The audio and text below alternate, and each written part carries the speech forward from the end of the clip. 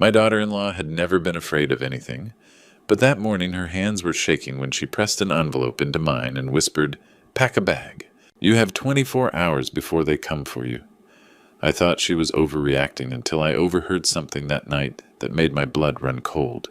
I couldn't believe what I was hearing was my daughter-in-law's warning. Real. The next morning, I left in silence. Not because I was afraid, but because I needed time to uncover the truth.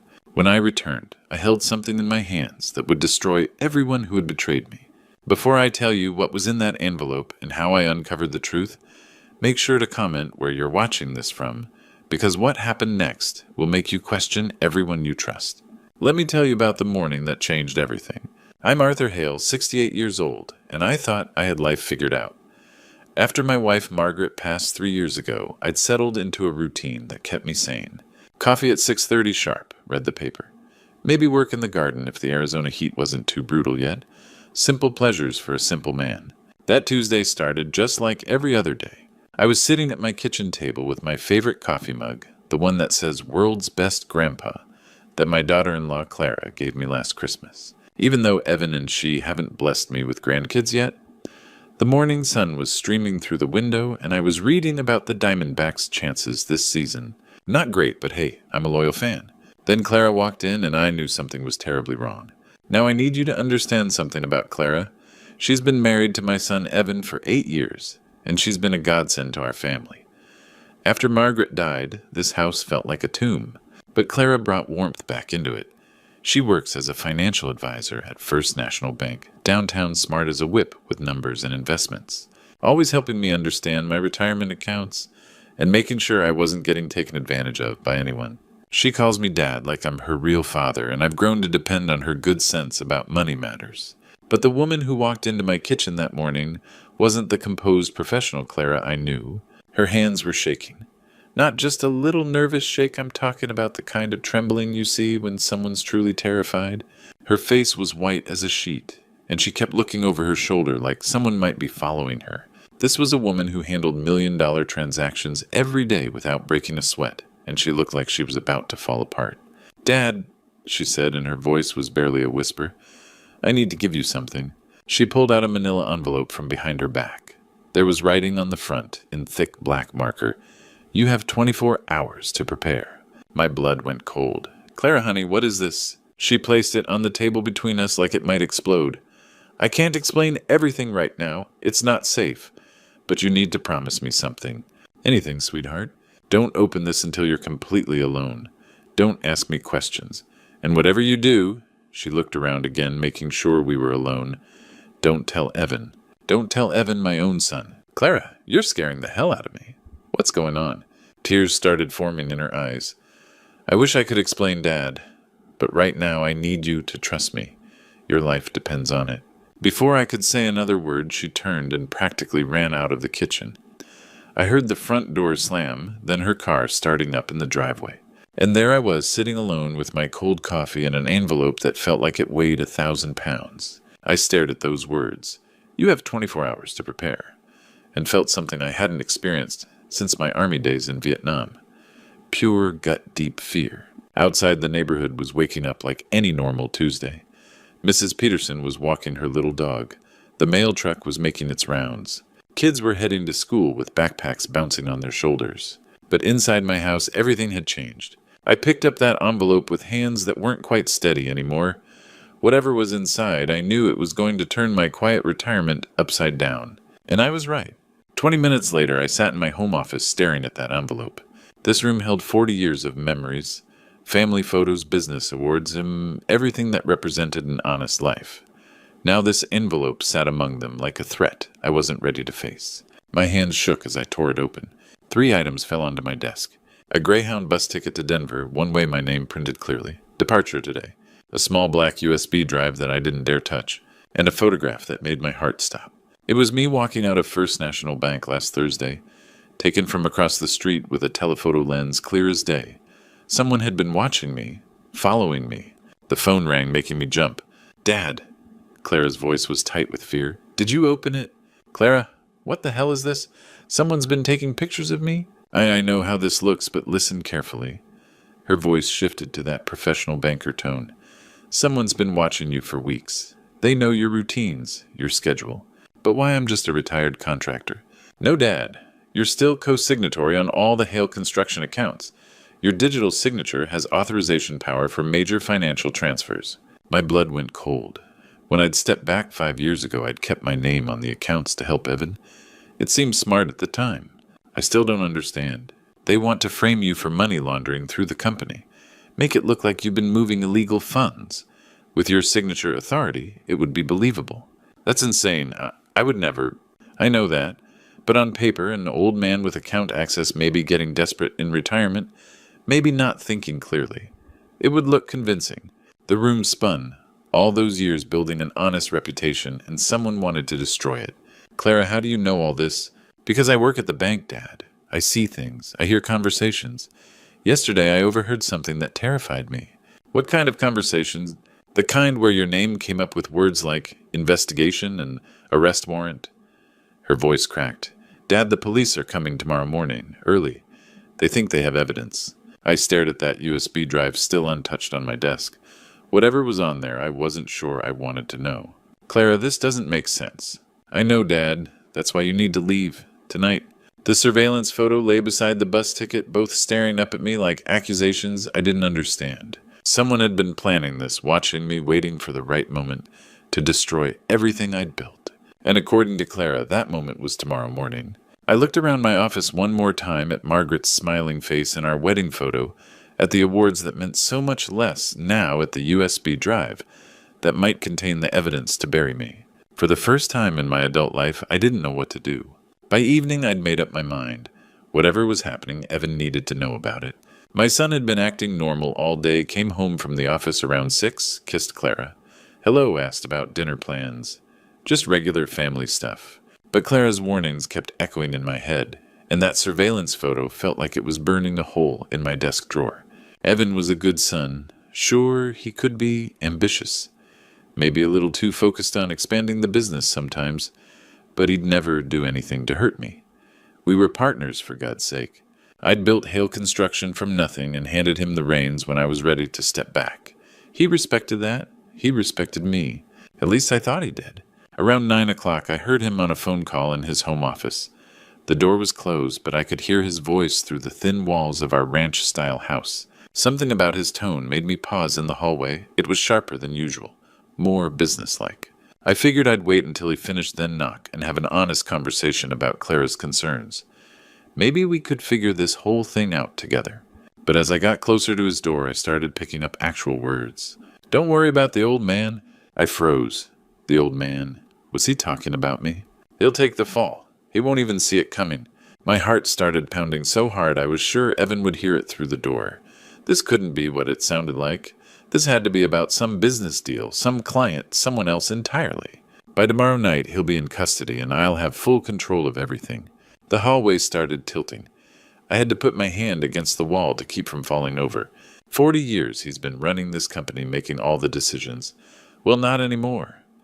Evan's voice carried a satisfaction I'd never heard before. The beauty of it is he'll never suspect his own son set him up. I couldn't breathe, couldn't think. Couldn't move. My son, my own flesh and blood, was talking about destroying me. The forged signatures are perfect. Even Clara thinks they're real, and she works at the bank. He laughed, and it was a sound I'd never heard from him before. Cold, calculating. Dad always said trust was the foundation of any good business relationship. Guess he was wrong about that. I don't remember walking back to my bedroom. I don't remember sitting on the edge of the bed where Margaret and I had slept for 35 years. All I remember is staring at the wall and feeling something die inside my chest. The boy I'd taught to throw a baseball. The teenager I'd brought to construction sites every summer. The young man I'd trusted with my life's work. He was going to let me rot in prison for crimes I didn't commit. And he was enjoying it. My hands shook as I pulled out an old suitcase from the closet. I didn't pack much, some clothes, my medications, the envelope Clara had given me. Everything else in this house suddenly felt like it belonged to strangers. As I folded my shirts, I could still hear Evan's voice echoing from down the hall, still making plans, still destroying the last 40 years of my life with every word. 40 years of trust gone in one night, I whispered to myself, repeating his words. By 4 in the morning, I was ready to leave. The house was quiet now. Evan and Clara were asleep in their room, probably dreaming about their futures. Futures that didn't include me. I took one last look around the kitchen where I'd had coffee with Clara just 12 hours earlier. Everything looked the same, but nothing would ever be the same again. I picked up my suitcase and walked out the front door of the only home I'd known since Margaret died. My son wanted me gone, fine. I was gone. The Greyhound station at 5:30 in the morning was exactly what you'd expect. Fluorescent lights buzzing overhead, coffee that could strip paint, and people who looked like they were running from something.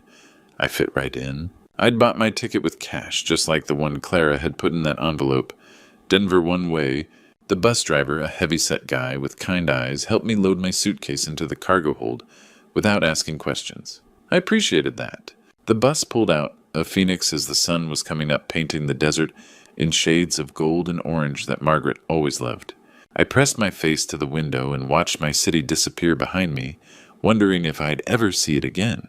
For the next 8 hours I had nothing to do but think. And brother, did I think. I thought about the first time I'd held Evan as a baby, how proud I'd been to have a son to carry on the family name. I thought about teaching him to use power tools when he was 12, how his face lit up when he successfully drove his first nail straight. I thought about the day I'd made him a full partner in Hale Construction, how we'd shaken hands in that same office where he'd planned my destruction. How long had he been planning? This month, years. Had every family dinner been a lie? Every "I love you, Dad," just part of some long conning? The bus made stops in Flagstaff, Albuquerque, Colorado Springs. People got on and off, living their normal lives, while I sat there feeling like my whole world had been turned inside out. A young mother with twin boys reminded me of Clara when she was trying to get pregnant a few years back. An elderly couple holding hands reminded me of Margaret and me. Everything reminded me of the family I'd lost in one terrible night. We rolled into Denver around 2 in the afternoon. The city looked gray and unfamiliar under overcast skies. I found a cheap motel called the Mile High Inn that rented rooms by the week and didn't ask for credit cards. The desk clerk, a kid with purple hair and multiple piercings, handed me a key to room 237 without looking up from his phone. The room was about what you'd expect for $40 a night. Thin walls, thinner carpet, and a smell that suggested the previous tenant had been a chain smoker with a pet problem. But it had a bed and a small desk with an ancient computer that the clerk said was free to use. I sat down at that computer and pulled out the USB drive I'd been carrying around like a loaded gun. My hands were shaking again as I plugged it in. What I found made my stomach turn. File after file of financial transfers from Hale Construction's main operating account, dozens of them dating back 6 months, each one for amounts ranging from $50,000 to $300,000, all going to offshore accounts in the Cayman Islands and Switzerland. And every single one bore my digital signature. The signature looked perfect. If I hadn't known better, I would have sworn I'd authorized every transfer myself. But I'd never seen these transactions before in my life. $2.3 million, gone, laundered, stolen, all in my name. I scrolled through the dates, trying to remember where I'd been when these transfers supposedly happened. Doctor's appointments, grocery shopping, playing poker with my old crew from the construction days, living my quiet retirement life while someone was using my identity to commit federal crimes. The phone in my room started ringing, making me jump like I'd been shot. I stared at it for 3 rings before picking up. Nobody knew I was here. Nobody should be calling this number. Hello. My voice came out like a croak. Dad, thank God you made it safely. Clara, but how did she know where I was? We need to talk because I know what you're going through right now. Clara continued, her voice steady but urgent. And I know you're questioning everything, including me. She was right. After seeing those forged signatures, I didn't know who to trust anymore. Clara, how did you know I'd be at this exact motel? Because I've been planning this for weeks, Dad. Not the way Evan has, but trying to protect you. I researched safe places in Denver, places that don't ask questions. When you left this morning, I called ahead to make sure you'd have somewhere secure. You've been planning this for weeks. I've been watching Evan. Something's been wrong for months. He's having meetings with strange men in expensive suits, people I don't recognize. They meet after hours at the office. My grip tightened on the phone. What kind of meetings? I don't know exactly, but I overhear fragments. Your name comes up constantly along with talk about accounts and signatures. Why didn't you tell me before? Because I hoped I was wrong. I didn't want to believe my husband could plan something terrible against the man who's been like a father to me. After Evan's betrayal hearing, Clara called me a father figure hit deep. What am I supposed to do now? Those records on the USB are forgeries. I know because I work at the bank. I understand financial systems, and I've been doing my own investigation. There are inconsistencies that prove these transactions are manufactured. Hope flickered for the first time in days. You can prove I'm innocent. I can, but we need to be smart. We need solid evidence that'll hold up in court. We need to catch Evan admitting what he's done, preferably on record. Clara, this sounds dangerous. What if he discovers you're helping me? He won't. As far as Evan knows, I believe his story about you having a breakdown and running away. He thinks I'm devastated and supporting him completely. Are you sure you want to risk this? Her voice turned fierce. Dad, you're the only real family I have left. When I married Evan, I thought I was getting a husband and father-in-law. Instead, I got something better. A dad who actually cares about me, treats me with respect, never lets me down. Tears started forming. Clara, Evan may be my husband, but you're my family, and I protect my family. What's the plan? Stay put one more day. Let me gather evidence from here. Tomorrow evening, come back. We'll set a trap for Evan and end this. What if police are watching the house? They're not? Evan convinced them you're a flight risk who fled to Mexico. He's bought us time. You really think we can prove he's behind this? Dad, I know we can. Trust me. I thought about her voice full of determination and love. Okay, I trust you. Good. I'll call tomorrow with details. And Dad, we're going to get through this. Together.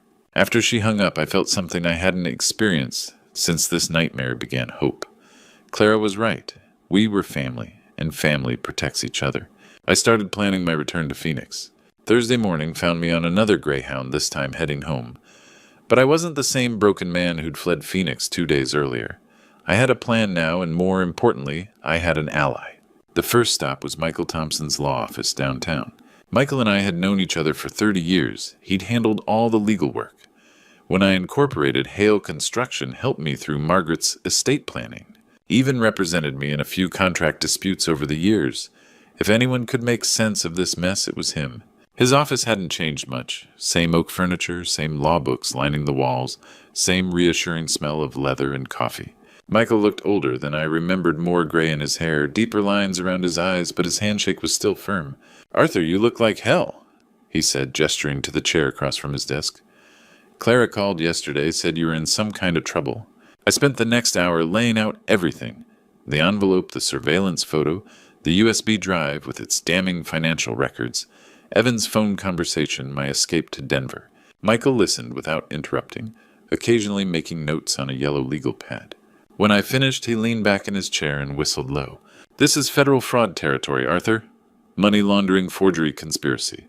We're talking serious prison time for whoever's behind this. Can you prove I'm innocent? With what you've shown me? Absolutely.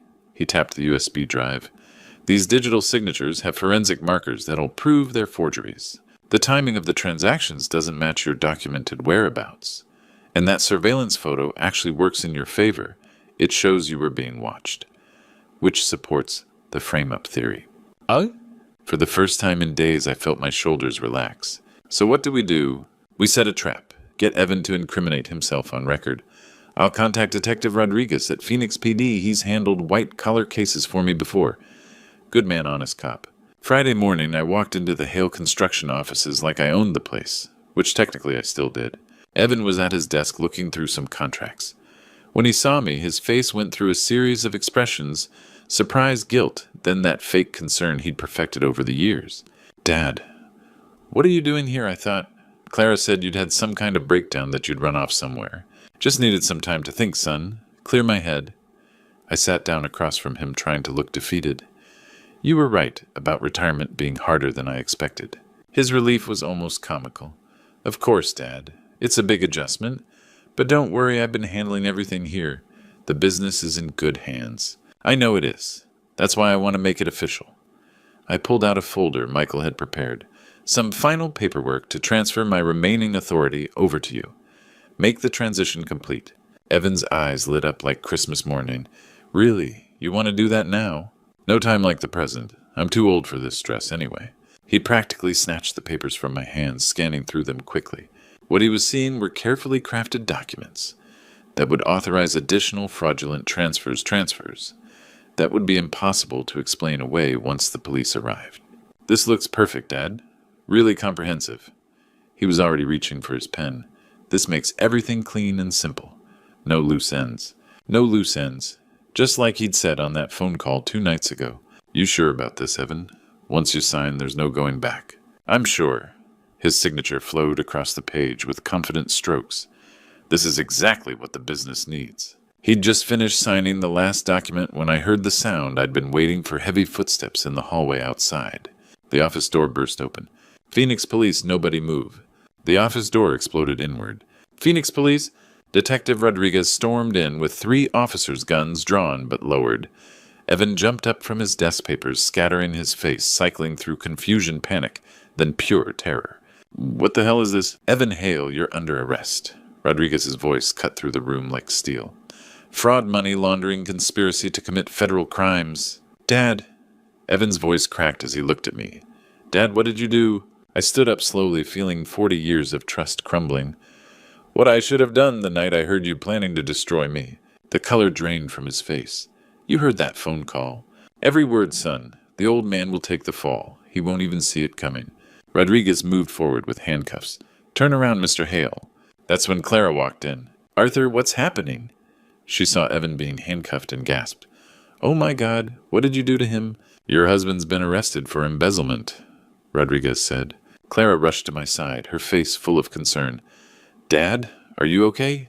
Did he hurt you? I knew something was wrong when you disappeared. Clara, I can explain, Evan started. Explain what? Clara's voice was fierce protective. How you tried to frame your own father, how you made him run away in fear. I felt a surge of gratitude. At least Clara was still on my side. Rodriguez started leading Evan toward the door. We need to go. That's when Evan suddenly stopped walking. He turned back with desperate, angry eyes. You know what, I'm not going down alone for this. Evan, don't make this worse, Clara warned. Worse, you want to talk about worse? His voice turned vicious as he stared at Clara. Why don't you tell him the truth, sweetheart? Clara stepped closer to me protectively. Dad, don't listen to him. He's desperate. He'll say anything. Tell him how you betrayed me, Evan shouted. Tell him you're the one who came up with... He hesitated, looking between Clara and me with something like fear. The one who what, Evan? I asked. Evan's voice dropped to a whisper, his eyes never leaving Clara's face. The one who planned it all. The room went dead silent. Clara's protective stance never wavered, but something flickered in her eyes. That's insane, she said firmly. Dad, he's trying to drag me down with him. But Evan wasn't finished. You think I'm lying? Ask her about the offshore accounts. Ask her who researched the banking laws. Ask her who made the anonymous call to police. Clara's hand found my arm squeezing gently. Don't listen to him, Dad. I would never hurt you. I gently removed Clara's hand from my arm. That grip felt different too, controlling. Clara stepped back. Dad, you're not listening to him, are you? Evan, tell me what you mean. Evan straightened despite the handcuffs. She came to me 6 months ago. Said we could frame you and take everything. That's insane. Clara's voice was firm. I saved you. Detective Rodriguez pulled out his phone. Mrs. Hale, the anonymous tip came from your number. Of course I was worried about Dad's mental state. I thought he was having a breakdown. What about the inheritance research? Evan pressed. Rodriguez consulted his notes. You researched inheritance laws when a spouse is convicted. I was protecting Dad's assets. I was being responsible. She turned to me with caring eyes. Dad, they're twisting everything I did to help. How did you know exactly when to give me that envelope? I saw the signs, Evan acting strange fragments of conversations, still playing her role perfectly. You expect me to believe all that? It's the truth. I'm the only one who's been honest. I pulled out a small digital recorder. Actually, Clara, let's hear some real honesty. Her eyes fixed on the device, something flickering across her face. After Denver, I got suspicious. I installed recording devices throughout the house. I looked at her steadily. Thursday night, you made a phone call from the kitchen. Clara's face went rigid. You were talking to someone planning final details. I pressed play. Clara's voice filled the room cold and clear. We're almost there. Once my husband goes to prison, that naive old fool will give me everything. He trusts me, completely thinks I'm his savior. The poor man has no idea I've been setting this up for months. Silence. Clara stared at the recorder, her face cycling through shock, then something much darker. You recorded me. I recorded a criminal conspiracy. The caring expression transformed into something ugly and vicious. You think you're so clever. Her voice was completely different now, cold sharp. You pathetic old man. There's the real Clara. Yes, there I am, she laughed cruelly. Do you want to know how much I've hated living in this house, pretending to care about your boring stories, your dead wife, your pathetic company? Each word was like a slap. I've been planning this for over a year, you fool. Every smile, every I love you, Dad, every concerned call, it was all an act, and you ate it up like the lonely old man you are. Clara, don't use that caring voice now. The best part was watching you trust me while I destroyed your life piece by piece.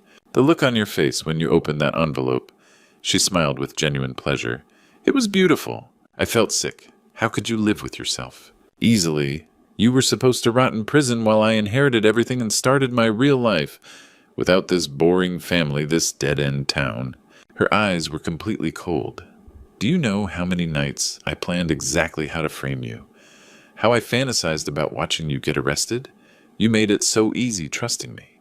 I treated you like my own daughter, and I used every bit of that trust to destroy you.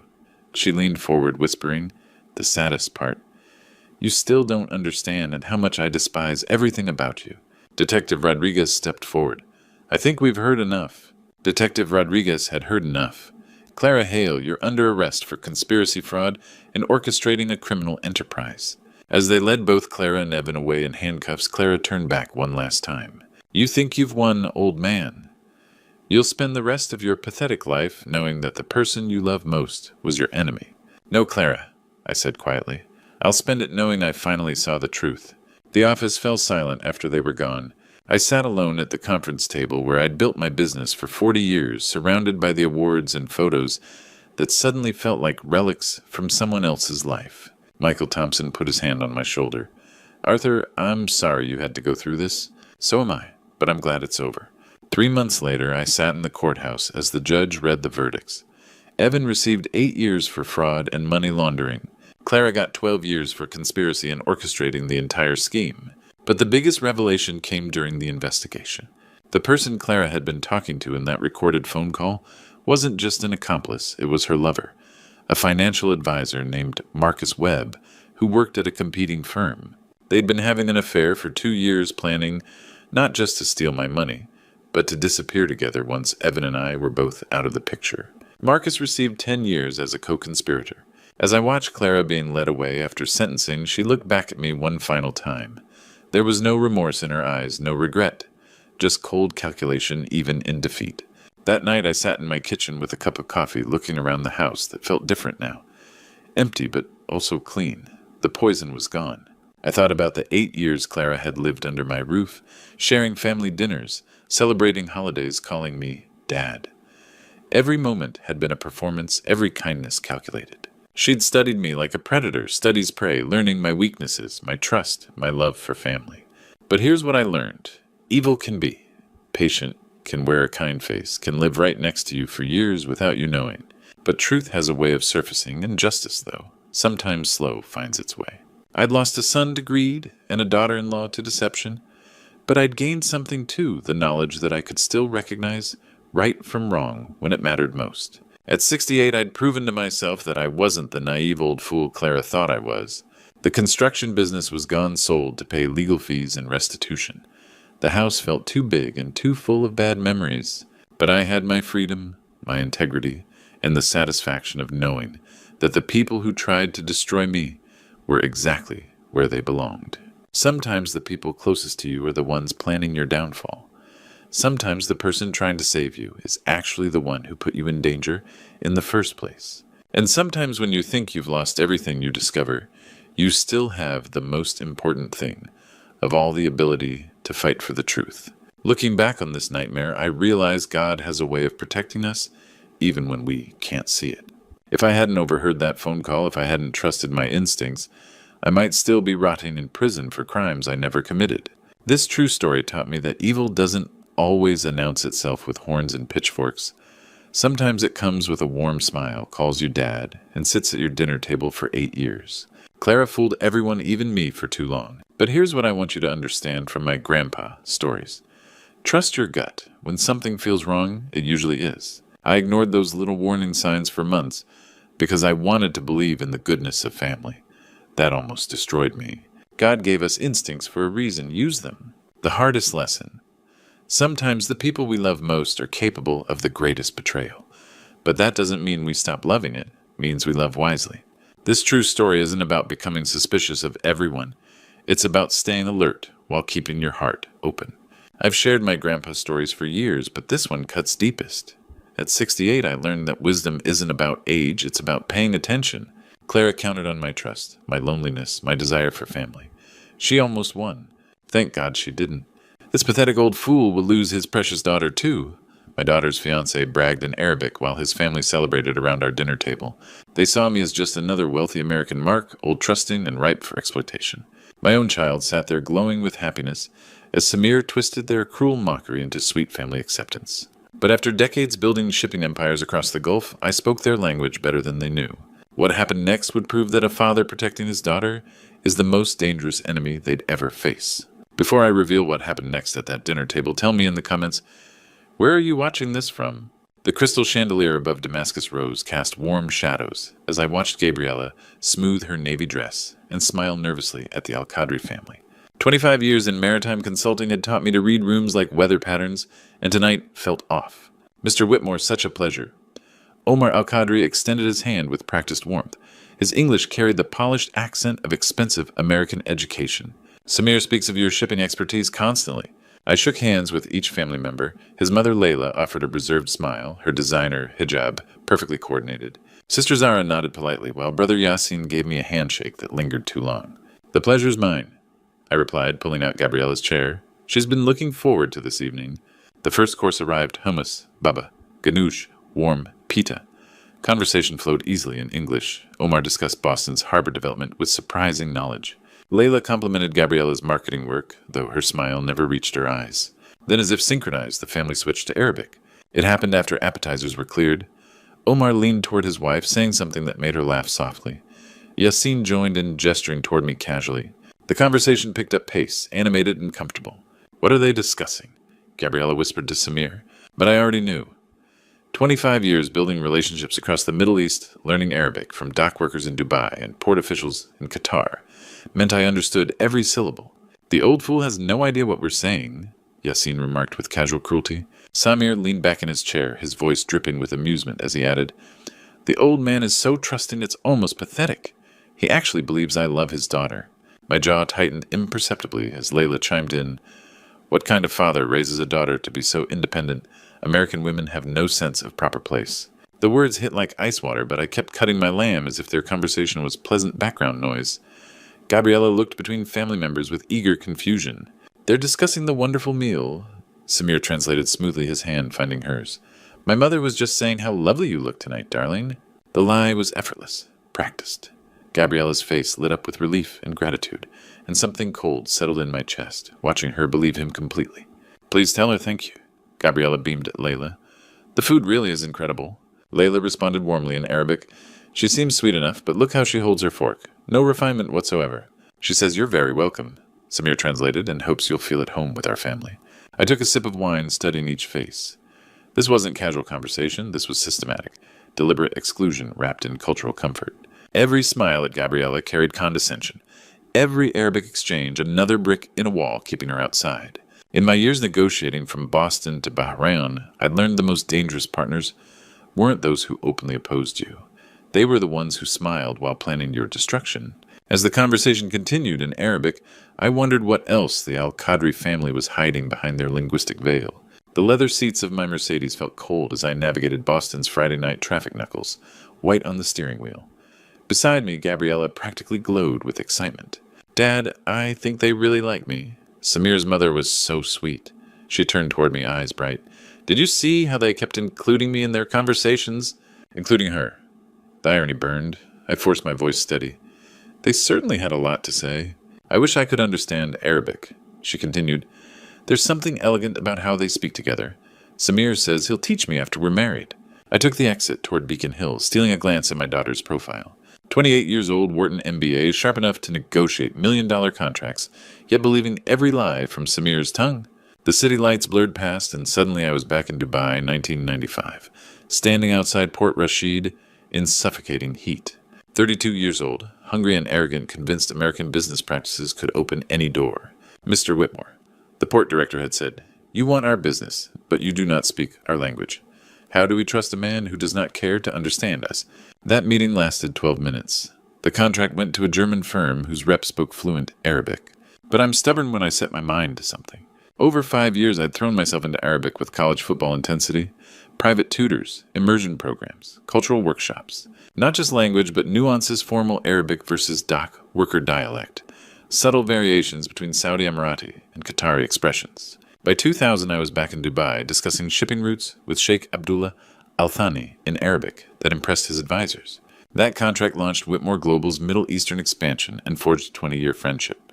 Americans who succeed here, Sheikh Abdullah had told me, come as students, not teachers. You came to learn, Mr. Nicholas. This is why we trust you. Trust, respect, partnership built on genuine cultural understanding. Everything the Al-Qadri family was perverting tonight. Dad, you're quiet. Gabriella's voice pulled me back. Just thinking about work, I replied, turning onto our street. Beacon Hill's familiar brownstones rose around us. How much has Samir asked about the company lately? She laughed. Oh, constantly. He's so impressed by what you've built. Always wanting to know about new projects' expansion plans. I think he's hoping you'll mentor him. The pieces clicked with sickening clarity. Samir wasn't just insulting us, he was mining my daughter for intelligence. 25 years of carefully built relationships, and this family thought they could exploit it through my own child. I pulled into our driveway, mind already racing to tomorrow morning. Calls to make files, to review patterns to analyze. Thanks for tonight, Dad, Gabriella said, kissing my cheek. I know family dinners aren't your favorite, but it meant the world to me. Watching her walk up the front steps, I made a silent promise. Whatever game the Al-Qadri family was playing, they were about to learn that some bridges shouldn't be burned, especially when the man who built them understands every word you say. Dawn was breaking over Boston Harbor when I swiped my keycard at Whitmore Global's downtown offices. The 32nd floor was empty except for the hum of servers and the distant rumble of early morning traffic. I'd barely slept, my mind churning over last night's dinner, and now I needed answers. My corner office overlooked the harbor where container ships moved like sleeping giants in the morning mist. I'd built this company from a single shipping contract to a $50 million operation, and something was eating away at its foundation. I pulled up our contract database and started with the obvious losses. The Qatar Port Development Project, 2 months of negotiations. Detailed proposals, competitive pricing. Lost to Gulf. Maritime by exactly 3%. The Saudi shipping corridor. Deal 6 weeks of back-and-forth comprehensive logistics planning. Undercut by BlackRock Maritime at the final hour. The pattern emerged like a developing photograph. Every lost contract from the past 6 months told the same story. Competitors who shouldn't have known our pricing strategies somehow bid just low enough to win. Projects where we'd spent weeks developing innovative solutions, only to watch rivals present nearly identical proposals days later. I reached for my secure phone and dialed Harrison Drake's personal number. My head of security answered on the second ring voice alert, despite the early hour. Nicholas, everything all right? I need you in the office. Now, we have a problem. 20 minutes later, Harrison sat across from my desk, his silver hair still damp from a quick shower. Former FBI, 15 years with the company, he'd helped me navigate everything from industrial accidents to hostile takeover attempts. Show me what you're seeing, he said, pulling out his tablet. I walked him through the losses, pulling up contracts on the wall-mounted display. Look at the timeline, Harrison. Qatar Port Project, we submitted our proposal March 15th. Gulf Maritime's winning bid came in March 22nd, undercutting us by exactly the margin that would secure the contract while maximizing their profit. Harrison leaned forward, studying the data. That's not competitive intelligence. That's inside information. It gets worse. I pulled up the Saudi corridor file. This proposal included proprietary routing algorithms we developed in-house. BlackRock's submission used virtually identical methodology. Someone's feeding them our playbook. I nodded grimly. The question is who has access to this level of detail? Harrison was already typing on his tablet. Executive-level clearance required for all these files. That's what 8 people, including you, 7 others with full access to our Middle Eastern operations. I paused, a cold realization settling over me. Harrison, when did these losses start? His fingers flew across the screen, cross-referencing dates. The answer came back like a punch to the gut. First anomaly was February 23rd, the Oman shipping contract. February 23rd, 2 days after Gabriella had introduced me to Samir Al-Qadri at a charity fundraiser. 2 days after she'd started dating a man who asked endless questions about Daddy's work. Jesus, I whispered. Nicholas, what is it? I stared out at the harbor, watching a Whitmore Global container ship navigate toward the port. 6 months of systematic losses. $50 million in contracts. All perfectly timed with my daughter's relationship. We're not just dealing with corporate espionage, I said slowly. We're dealing with a coordinated attack using my own daughter as an unwitting intelligence asset. Harrison's expression hardened. What do you need me to do? Full security audit. Every executive with access to these files. Financial records, communication logs, travel patterns. Someone on my senior team is selling us out. I turned back to him, feeling the weight of betrayal settle in my chest. And Harrison, this stays between us until we know who we can trust. As Harrison left to begin his investigation, I remained at the window, watching Boston wake up around me. Somewhere in this city, someone I'd trusted with my company's future was systematically destroying everything I'd built. The question wasn't just who it was, how long they'd been planning this, and what else they intended to take. The secure conference room felt like a bunker, its soundproof walls designed for our most sensitive discussions. Harrison sat across from me with our digital forensics team, their laptops casting blue light across grim faces. What you're about to see is going to hurt, Harrison began. Michael Brooks, our IT security specialist, pulled up file access logs on the main screen. We tracked every executive login to our Middle Eastern database. Most patterns are normal, but one stands out. Jennifer Walsh, our forensic accountant, highlighted entries in red. Systematic downloads of entire project files, always off hours, always from Executive Terminal 7. My stomach dropped. That's Sterling Donovan's office. Sterling, 12 years with the company. My first Middle Eastern operations hire. The man I'd trusted to build relationships from Dubai to Doha. Gabriella's honorary uncle. Biometric locks required, Michael said. Fingerprint and retinal scan. These downloads were definitely Sterling. Jennifer opened another file. Financial evidence is more damning. Unusual deposits to Sterling's offshore accounts, $500,000 over 6 months. The numbers made my blood run cold, each payment timed with major contract losses. We traced the money, Harrison continued. Shell Corporation called Mediterranean Ventures, but beneficial ownership traces to Al-Qadri Holdings. Sterling hadn't just betrayed us, he'd sold out to the family mocking my daughter last night. What did he give them? I asked, voice barely controlled.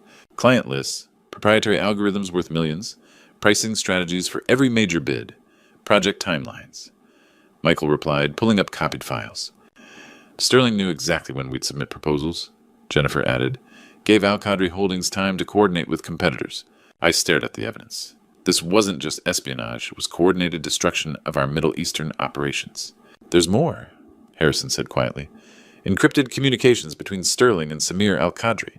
He displayed a decrypted message. The Qatar project is Nicholas's priority. Gabriella mentions it constantly. If we undercut this bid, it will devastate his expansion plans. The betrayal cut deeper than imagined.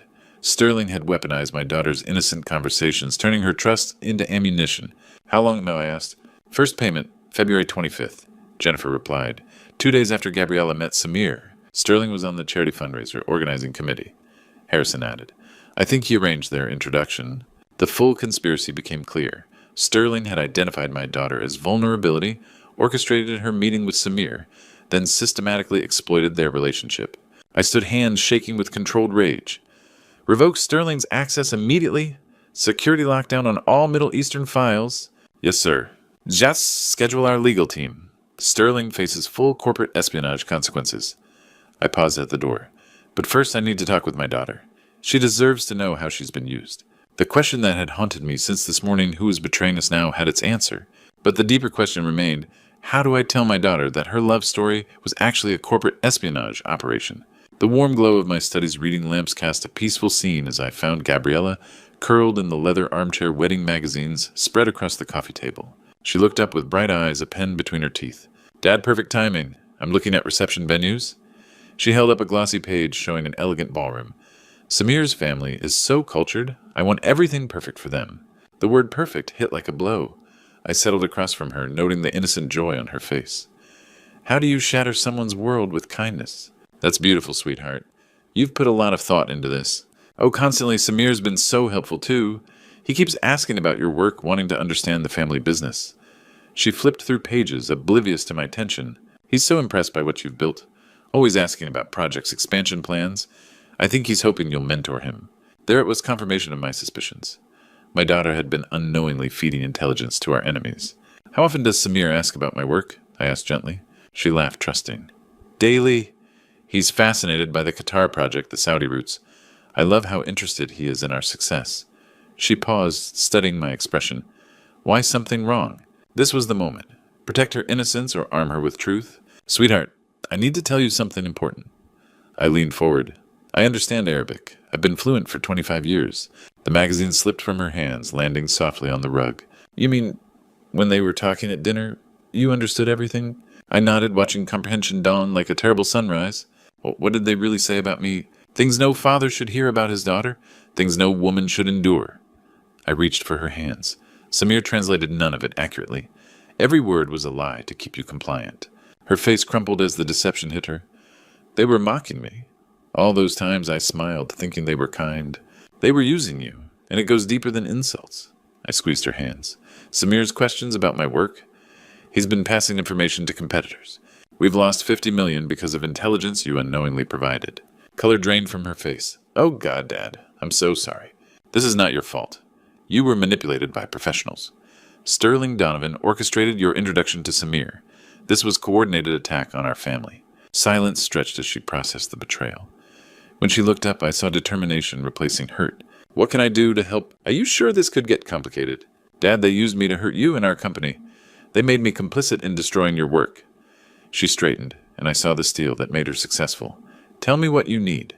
We need recorded proof of their conspiracy. One more family dinner where you'll endure their insults while helping me gather evidence. She was quiet, then nodded with resolve that made me proud. When do we start? Looking at my daughter, no longer naive but not broken, I realized sometimes the greatest gift is truth, no matter how much it hurts. The question now wasn't whether we could expose them, but whether we had enough allies to ensure justice prevail. The secure phone in my study felt heavier than usual as I dialed the encrypted number I'd memorized decades ago. Sunday morning in Boston meant early afternoon in Doha, and I knew Sheikh Abdullah would be finishing his traditional family lunch. Nicholas, my old friend. His warm voice came through crystal clear, despite the distance. It has been too long since we spoke. Abdullah, I wish this were a social call. I settled into my leather chair, watching Gabriella and Harrison set up surveillance equipment on the coffee table. I need your help with a matter of honor. The line went quiet. In Middle Eastern business culture, invoking honor meant the conversation had shifted from pleasantries to something deadly serious. Tell me everything, he said simply. I walked him through the entire conspiracy. Sterling's betrayal, the Al-Qadri family's systematic insults, Samir's manipulation of Gabriella, the 50 million in stolen contracts.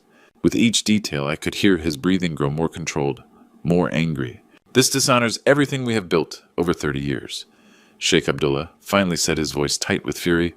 In our culture, a man's word and his treatment of guests are sacred. What they have done to you and your daughter? He paused, switching to Arabic for emphasis. This cannot stand. I need them exposed, Abdullah. Not just to save my business, but to protect other families from this kind of exploitation. You have my complete support. What do you need? Harrison looked up from the jewelry case he'd opened, displaying what looked like an elegant necklace and matching earrings. The technology was invisible microtransmitters and recording devices built into the gold settings capable of capturing conversations from 20 feet away. We're going to record their final confession, I explained to Sheikh Abdullah, but I need someone they trust to witness their crimes firsthand. Gabriella stepped forward, her voice steady despite the gravity of what we were planning. I want to wear the recording devices, Dad. They need to face consequences for what they've done.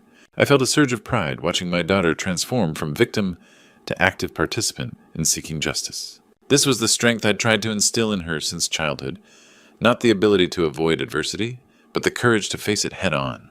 The earrings have a range of 30 feet. Harrison explained, showing us the nearly invisible technology.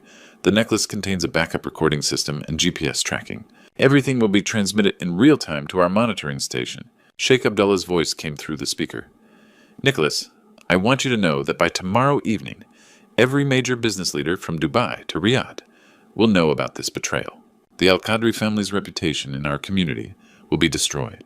That's not revenge, Abdullah. That's justice. In our world, they are the same thing. A man who dishonors his guests, who uses deception in business dealings, who shows disrespect to women, such a man has no place in our community. Gabriella picked up the necklace, its weight substantial despite the delicate appearance. When do we do this? Wednesday evening, I replied. One final family dinner at their home. You'll wear the jewelry, endure whatever they say, and help me gather enough evidence to destroy their operation completely. Harrison closed the equipment case with a soft click. We'll have backup surveillance teams positioned around their property. The moment you give the signal, we can move in. Sheikh Abdullah's voice carried the weight of ancient traditions. Nicholas, in 30 years of friendship, you have never asked me for a favor this significant. I am honored to help you protect your family's honor. As we ended the call, I looked at my daughter no longer, the naive young woman who'd been planning her wedding just days ago, but a determined partner in seeking justice. Are you ready for this? I asked. Dad, they turned my love into a weapon against our family. I'm more than ready. The pieces were falling into place. International allies, cutting-edge surveillance technology, and most importantly, a daughter brave enough to walk back into the lion's den to expose the truth. Wednesday couldn't come soon enough. The wrought iron gates of the Al-Qadri estate opened like jaws as our car wound up the circular driveway. Gabriella sat beside me, the surveillance necklace catching light from the mansion's windows, her matching earrings invisible beneath carefully styled hair. 3 days of preparation had led to this moment. You ready? I asked quietly as we approached the grand entrance. She touched the necklace briefly, a gesture that would activate the recording system. Let's finish this. The Al-Qadri family welcomed us with elaborate warmth, their confidence palpable. Omar's handshake lingered longer than necessary. Layla's smile carried predatory satisfaction, and Samir's arm around Gabriella's waist seemed more possessive than affectionate. Welcome to our home, Omar announced in English, gesturing toward the formal dining room where crystal and silver gleamed under ornate chandeliers. Tonight, we celebrate family. Family. The word tasted bitter as we took our seats at the mahogany table that could seat 20. Within minutes, the familiar pattern emerged, polite English conversation dissolving into rapid Arabic as soon as the first course arrived. But tonight felt different.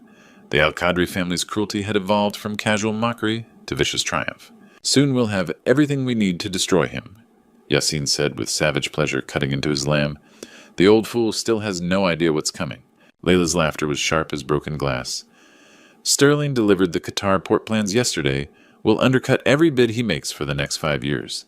I maintained perfect composure, continuing my conversation with Omar about Boston's weather while internally cataloging every word for the recording devices capturing it all. The worst came from Samir himself, leaning back in his chair with wine-flushed arrogance. The American pig will lose everything: his business, his reputation, his precious daughter's respect, when she learns how pathetic her father really is. Gabriella's fork paused almost imperceptibly over her plate. To anyone watching, she appeared to be listening politely to the Arabic conversation she supposedly couldn't understand. Only I could see the slight tension in her shoulders, the controlled breathing that meant she was fighting not to react. What are they so excited about? She asked Samir with perfect innocence, her voice carrying just the right note of curiosity. They're discussing how blessed our future marriage will be, Samir replied smoothly, his hand covering hers on the table. My family is very happy about our engagement. The lie was so effortless, so practiced, that I wondered how many other families they'd destroyed with similar deceptions. Omar raised his wine glass, speaking in Arabic that dripped with contempt. To the American businessman who built his empire on other men's work, who thinks his money makes him worthy of respect. Soon he'll learn that in our world, honor cannot be bought. To new beginnings, I replied in English, raising my own glass, while every word was recorded in crystal clear digital quality. As dinner progressed, the Al-Qadri family grew bolder, their insults more specific, their business confessions more detailed. They discussed Sterling's payments, their coordination with competitors, their plans to systematically destroy Whitmore Global's Middle Eastern operations. Through it all, Gabriella maintained her performance flawlessly. She smiled at the right moments, asked innocent questions about the Arabic conversations, and played the role of the trusting American fiancé to perfection. But I could see the steel beneath her composure, the same strength that had built our family business, the same determination that would see justice served. When Zara made a particularly vicious comment about American women having no understanding of proper behavior, Gabriella actually laughed softly, as if she'd heard something amusing rather than deeply insulting. Our eyes met across the table for just a moment, father and daughter united in purpose, gathering the evidence that would destroy our enemies completely. As the evening wound toward its conclusion, I knew we had everything we needed. Every insult, every business confession, every detail of their conspiracy was now documented with professional quality that would stand up in any court. The moment of revelation was finally at hand. The silence that followed my decision to stand was profound, the kind that precedes earthquakes. I placed my napkin carefully beside my plate and looked directly at Omar Al-Qadri, switching to the formal Arabic I'd perfected over 25 years of respectful business relationships. I want to thank you for this evening's entertainment, I said in flawless Arabic, my voice carrying the precise pronunciation of a scholar. Your family's performance has been quite illuminating. The effect was instantaneous and devastating. Wine glasses froze halfway to lips. Forks clattered against plates. Layla's face drained of color as if I'd struck her physically. You understand. Yassine whispered in Arabic, his arrogance evaporating like morning mist. Every single word, I replied, still in Arabic. Every insult, every lie, every detail of your conspiracy against my family and my business. Gabriella rose beside me, her composure magnificent, as she addressed Samir directly. I heard every word you said about my father and me. Every cruel joke while you pretended to translate kindness. Samir's mouth opened and closed soundlessly, his practiced charm completely shattered. I pulled out my phone and activated the speaker, playing back crystal-clear recordings from the surveillance jewelry. The Al-Qadri family's own voices filled their elegant dining room, their insults, their business confessions, their detailed plans for destroying Whitmore Global. The American pig will lose everything. Samir's recorded voice echoed off the walls, followed immediately by his live translation, their blessing our future marriage. Omar's hand shook as he gripped the table edge. This cannot be legal. Actually, it's completely legal. Harrison Drake's voice came from the doorway as he entered with 2 FBI agents. Massachusetts is a one-party consent state for recordings, and we have federal jurisdiction for the corporate espionage charges. But the most devastating blow came when my laptop screen illuminated with an incoming video call. Sheikh Abdullah Al-Thani's distinguished face appeared, his expression carrying the weight of ancient honor codes. Omar Al-Qadri, the sheikh said in formal Arabic, his voice broadcast through the room's sound system. I have known Nicholas Whitmore for 30 years. He has shown nothing but respect for our culture, our language, and our business traditions. What you have done brings shame upon every Arab businessman. Layla began weeping quietly, understanding that their reputation in the Middle Eastern business community was finished. By tomorrow, Sheikh Abdullah continued, every port authority from Dubai to Doha will know of your dishonor. Your family's business dealings in the Gulf are over. I opened another file on my laptop displaying Sterling Donovan's financial records. Your co-conspirator has already been arrested. $500,000 in payments, detailed communication logs, complete evidence of corporate espionage. Sterling was feeding you our proprietary information through my daughter's innocent conversations. I continued, my voice steady, despite the fury I felt. You weaponized her love and trust to steal from us. Gabriella stepped closer to Samir, her voice deadly quiet. You made me complicit in attacking my own father's business. You turned every conversation about my family into intelligence gathering. The proud, arrogant family that had mocked us in Arabic for months now sat in ruins. Their business empire would crumble under international boycotts. Sterling faced federal prison. Their reputation lay in ashes. Why? Omar asked weakly. Why didn't you stop this sooner? Because I needed you to reveal the full scope of your conspiracy, I replied. One insult could be dismissed. Systematic corporate espionage and cultural exploitation requires complete exposure. As FBI agents began reading rights and serving warrants, I felt Gabriella's hand slip into mine. We'd entered this house as victims of deception. We were leaving as partners in justice. The Al-Qadri family had made a fatal error. They'd assumed that understanding their language meant I would share their values. Instead, 25 years of respectful cultural exchange had taught me that honor, like trust, must be earned through actions not inherited through arrogance. Justice, it turned out, spoke every language fluently. Sunlight streamed through my study windows as Gabriella curled up in her favorite chair, coffee warming her hands. 3 weeks had passed since the Al-Qadri dinner, and the woman across from me bore little resemblance to the naive bride-to-be who'd once planned her wedding. Harrison called with final updates. I said, setting down legal documents. Sterling got 5 years for corporate espionage. The Al-Qadri family faces 17 lawsuits from companies they've defrauded. Gabriella nodded thoughtfully. I almost feel sorry for them. Almost. Don't. They made conscious choices. Every family destroyed, every business ruined, all deliberate decisions. While our enemies faced ruin, Whitmore Global was thriving. Sheikh Abdullah's public support had opened Middle Eastern doors I'd spent years approaching. The Qatar port contract alone was worth $200 million with additional projects in negotiation. Dad, I want to join the company, officially, Gabriella announced. Not marketing international relations. Learn the business from ground up. Pride swelled in my chest. The daughter, once content planning charity galas, now wanted to build cultural bridges, earning respect through understanding rather than exploitation. It won't be easy. International business requires patience, cultural sensitivity, and reading people's true intentions. She smiled, not the bright, trusting expression of weeks ago, but something deeper. Recent events gave me a crash course in reading people. We sat in comfortable silence, both understanding how profoundly our relationship had changed. Crisis had stripped away protective barriers, revealing strength I'd hoped she possessed, but never had to test. You know what I learned? Gabriella asked. Success isn't enough. You must be worthy of success. Your grandfather said something similar. He built this company believing reputation is the only currency that appreciates over time. The Al-Qadri family forgot that. They thought they could buy respect with money and intimidation. I nodded, thinking of calls from business leaders across 3 continents, all expressing support and disgust at Al-Qadri deception. In Middle Eastern business, honor wasn't just concept, it was foundation of every partnership. Sheikh Abdullah visits next month with his MIT studying son to discuss renewable energy partnerships. I mentioned, our handling of this situation impressed him. He wants to work with people who understand business is about building relationships, not exploiting them. Gabriella walked to the window overlooking our garden where spring flowers bloomed.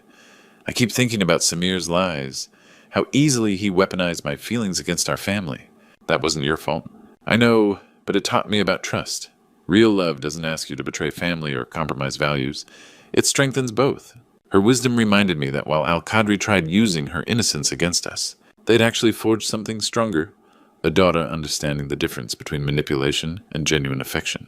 What's next for us? She asked. We build. Honor relationships that supported us. Create opportunities for other families to succeed with integrity. Remember that the best revenge is a life well lived. As evening settled over Boston, I watched my daughter review renewable energy proposals shaping our company's future. The naive woman who'd trusted too easily was gone, replaced by someone understanding that true strength comes from wisdom earned through adversity. The Al-Qadri family intended destroying us through cultural exploitation. Instead, they'd given us invaluable knowledge. Our values, relationships, and commitment to honor would always triumph over greed and manipulation. Justice hadn't just spoken every language fluently, it had taught us the most important language, truth. As I sit here today reflecting on everything that happened, I realize God works in mysterious ways. What seemed like my daughter's fairy tale romance was actually God's way of revealing the enemies hiding in plain sight. Sometimes the Lord uses our darkest moments to illuminate the truth we need to see. The lesson I learned from these grandpa stories, my own father used to tell me, proved prophetic. Nicholas, in business and in life, a man's character is revealed not in his words, but in what he does when he thinks nobody's watching. This true story taught me that cultural respect isn't just good business, it's a moral imperative. Gabriella learned something equally valuable. Dad, she told me recently, I used to think love meant trusting blindly. Now I know real love means trusting wisely. God blessed us with the strength to face deception together, and our family emerged stronger than ever. These grandpa's stories about honor and integrity that shaped my childhood suddenly made perfect sense. When you build relationships on genuine respect, like I did with Sheikh Abdullah, you create bonds that can withstand any storm. This true story proves that patience, cultural understanding, and unwavering principles will always triumph over greed and manipulation. Looking back, I'm grateful God allowed us to experience this trial. It revealed who our true allies were and strengthened the foundation of everything we'd built. The Al-Qadri family thought they could exploit our trust, but they underestimated the power of family unity and divine justice. The grandpa stories were right all along, character's destiny. And this true story is proof that good always prevails. If this story touched your heart, please share your thoughts in the comments below. Have you ever experienced betrayal that ultimately made you stronger? Don't forget to subscribe and hit that notification bell tomorrow. I have an even more incredible story that will restore your faith in human goodness.